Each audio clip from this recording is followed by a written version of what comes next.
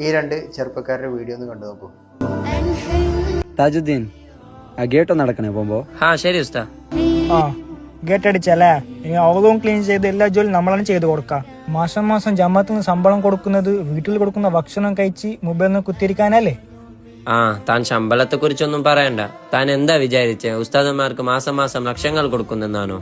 തനിക്കറിയോ, ഏറ്റവും തുച്ഛമായ ശമ്പളമാണ് ഞാൻ ഉസ്താദന്മാർക്ക് കൊടുക്കുന്നത്. ബേക്കറിയിലോ ഏതോ കടയിലോ സെയിൽസ്മാനെ വർക്ക് ചെയ്യുന്ന ആളുകൾക്ക് 20,000 30,000 സാലറി ഉണ്ട്. പക്ഷേ നമുക്ക് ഇൽമു പഠിപ്പിച്ചു തരുന്ന ദീനപരമായ കാര്യം പറഞ്ഞു തരുന്ന ഉസ്താദന്മാർക്ക് 15,000 മുകളിൽ സാലറി കൊടുക്കാനായില്ലല്ലോ എന്ന് വിചാരിക്കുമ്പോഴാണ് വിഷമം തോന്നുന്നത്. ചോദിക്കുമ്പോൾ എല്ലാവരും പറയുമല്ലോ ഉസ്താദിന്റെ ശമ്പളത്തിന് ബർക്കത്ത് കൂടുതലാണെന്ന്. വീട്ടിലേക്ക് എന്തെങ്കിലും സാധനം മേടിക്കുമ്പോൾ ഉസ്താദന്മാർക്ക് പ്രത്യേകിച്ചിട്ട് ഡിസ്കൗണ്ട് ഒന്നും ഉണ്ടാവാറില്ല.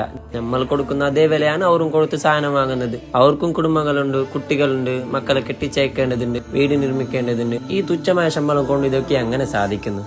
ഞങ്ങൾക്കൊക്കെ ഒരു വിചാരമുണ്ട്, പള്ളിയിൽ സേവനം ചെയ്യുന്ന ഉസ്താദന്മാർ നമ്മൾ അടിമകളാണെന്ന്. അത് മാറണം ഇൻഷാ അല്ലാഹ്.